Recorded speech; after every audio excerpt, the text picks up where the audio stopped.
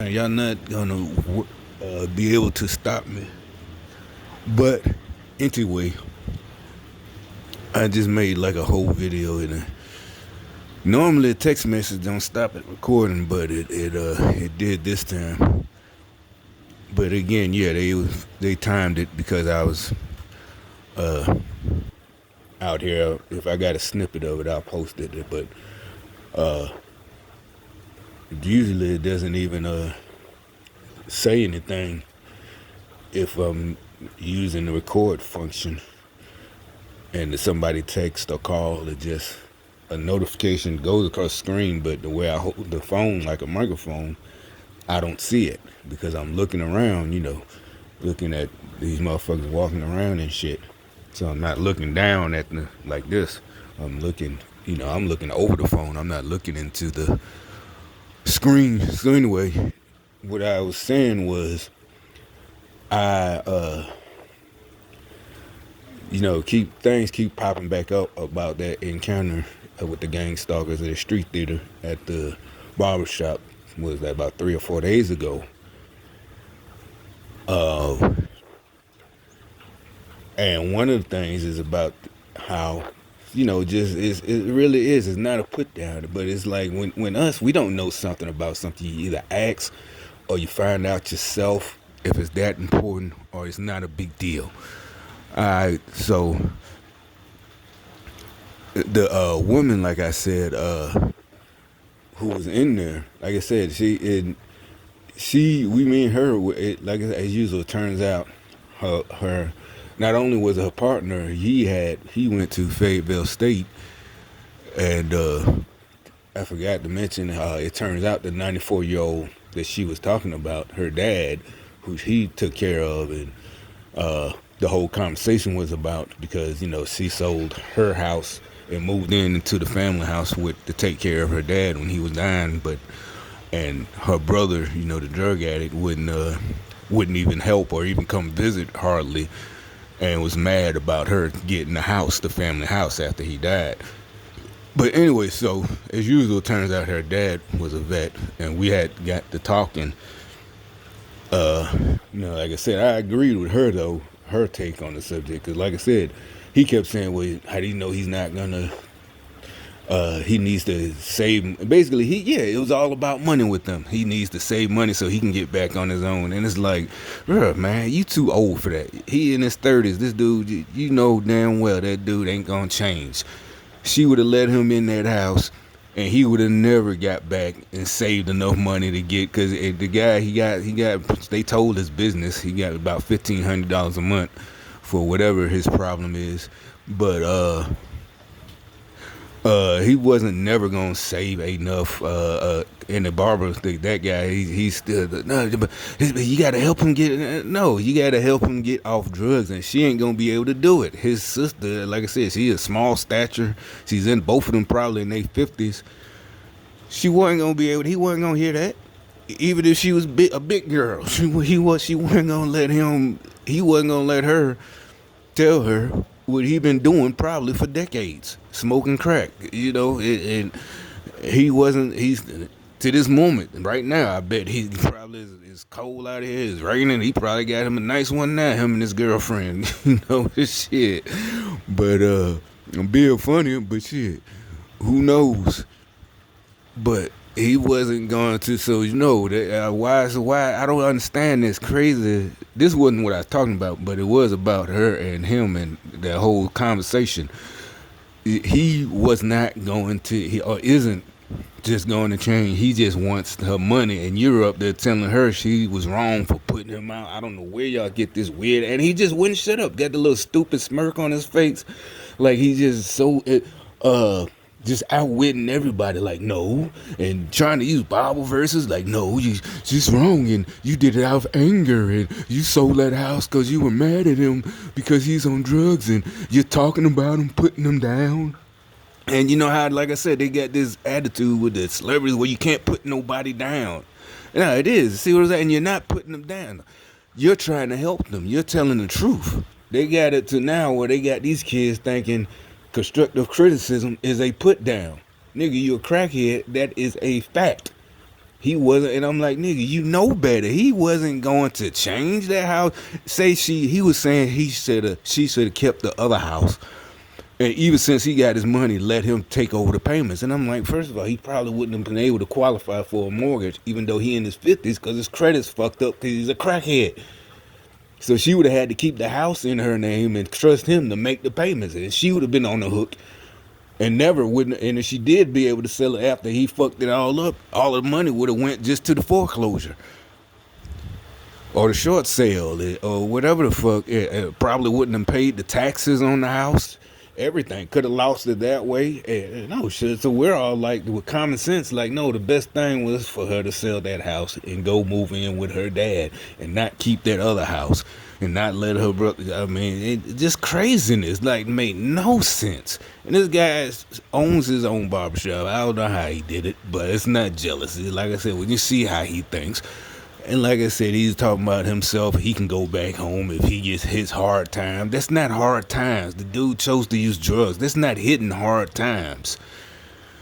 Hitting hard times, like I said, something happens. The economy. People stop getting haircuts. A better barbershop opens up right next door or right across the street, and everybody start going there. That's hard times. That's life. Choosing to use drugs is not life.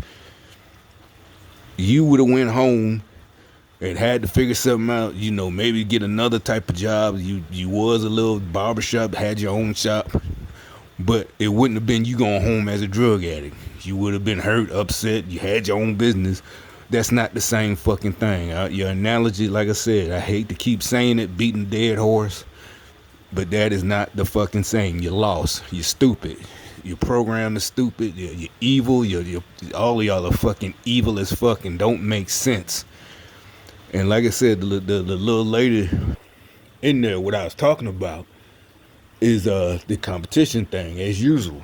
She says when she finds out I'm a vet, and she starts talking about how her father died, and they paid for all of the funeral. All she had to pay for was the casket. And again, still they're talking down to me like I don't know. And I, like I said, when I don't know something, like I said, I wasn't involved in the planning of the people I know that were buried, that were veterans, the World War II vet of Vietnam. Wasn't involved. So I don't know if they had to pay anything.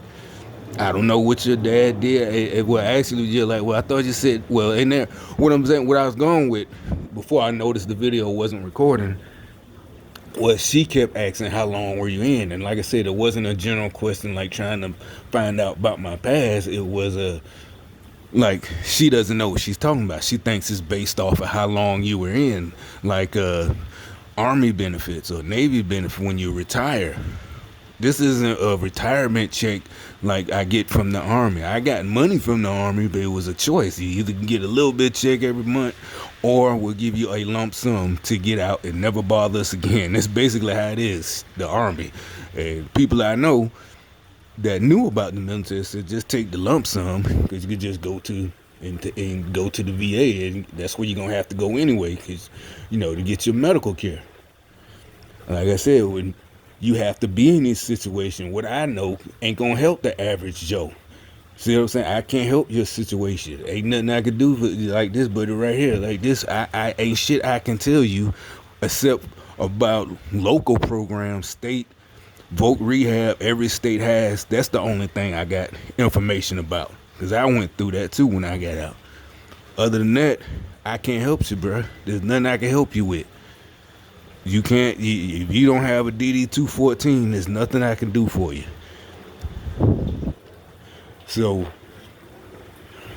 following me, getting mad at me, and like I said, the older folks, you're in your 70s now, and there's nothing I can't accept for, and you talk to me and tell me what you're trying to do. But you don't want to talk. You doing that crazy shit, following me around, following me at the store, watching me buy shit, trying to get behind me, watching me at the cash register. I don't know what that fuck, And like I said, when you get too close, I can say something without sounding, just like paranoid, like, nigga, you just standing too close, period. I'm using my pin code. I don't want to hear, oh, well, I supposed to, yeah, okay, but you ain't still got to be that fucking close. Show some common courtesy. And so, like I said, she kept asking. She asked on two occasions. Cause like I said, I don't know if they had to pay for the casket. I'm not sure. You know, and at that age, they either had regular insurance or even if they didn't, I don't know. I don't know. Your dad might not have even had any benefits. I mean, he's 94, and who says just because who says how many years? But her asking how many years, it depends if he started going to the VA or see what I'm saying? And like what I was trying to explain, it's like they don't. And she's a mortgage broker. You're like, oh, was you're like, what does that have to do with the VA Veterans Affairs and common sense? That means she says she's a professional. You know how things work. You know how to fill out forms for anything. All right, so and how long you been? It doesn't go by how long I've been in or how long I served. You know what I'm saying? What I was trying to explain to these types of people, where they thinking it's just some kind of free all that I didn't tell everybody about the free give me. They're still coming at me with this with other people. Like I said, this woman, her dad was 94. He was a vet too. What does that have to do with me? It is not a put down. What I'm saying, you're in this group now. Normally, if this had happened on regulars, oh, I might have asked some questions. Did you know what unit he was in? Did he serve in? Says he's 94. Did he serve in World War II or Korea? Something like that. But you know, and just and when I know it's not against her dad, it's her. It's like all the time that all of these folks is like they think like it. They're going by like the movies, I guess. And it's there's no. It doesn't go by like I tried to explain. You can get a job at McDonald's, right? In your first day, you just get hired. You just showing up with for your first shift ever. You clock in 2 minutes later. Somebody else spills grease. I'm just saying this is a scenario. The point is that you slip and bust your fucking hip and literally break it. They gonna have to pay for all that. It doesn't matter how long you've been working there. See what I'm saying? So you could take Joe Blow. He just joined the military. Only been in 2-3 weeks. Fucks up somehow. I don't know. Accident at the range, whatever. He's running and it's fucking raining like this. He slips and breaks his ankle to hell. His bones sticking out. He can't serve no more. They decide, the doctors, we gonna put pins and he's not gonna be able to return to active duty, blah blah blah. You out. He only been in 3 weeks. He get the same. If he goes to the VA, starts going to the VA, it doesn't matter. 10 years, 12 years later, he's still getting a check because he's supposed to. Doesn't go by, oh man, he only served 3 weeks. He got hurt. It was an accident. That's how it works. It don't matter the years. I don't know what the fuck is wrong with y'all. Y'all keep asking this crazy ass question. Like I said, it wasn't out of curiosity. Like, oh, how, people do ask that. Oh shit, how long you was in, man? Yada yada yada. But we were talking about VA benefits, and they don't go by how long you were in, and oh, you get more than him because you served more. No, it just goes by what the doctors say. When they review and you put in the claim, it's either yes or no. There's nothing about, because they send you a paper when you get the claim, the award letter. It doesn't say, well, since you served 5 years. No, a lot of the shit on mine was shit that happened after I got out. Oh, this happened. You were in the hospitalized, so they had nothing. It was just medical, straight medical. See what I'm saying? That's my business and anybody else's business. That's what I said, you little nasty, nosy, evil little ingrates. I mean, I don't know what your battle is not with us. Your battle is with your fucking politicians. And if you listen to the smart people telling you what you should be fighting and protesting for, instead of listening to your celebrities and this and that you're being fucking oppressed, we trying to get you. get everybody, all of us, to where we're all, at least going to retire comfortably and not, on a fixed income. But you don't want to fucking listen. You want to ride around and follow us to see what the fuck we buying and who this and that, and send people to, that if you still out there dating, some of y'all fucking married to your gang stalker, or dating with, male or female. And I'm like, isn't that rape or something? Even for the male, the person you're married to is a spy.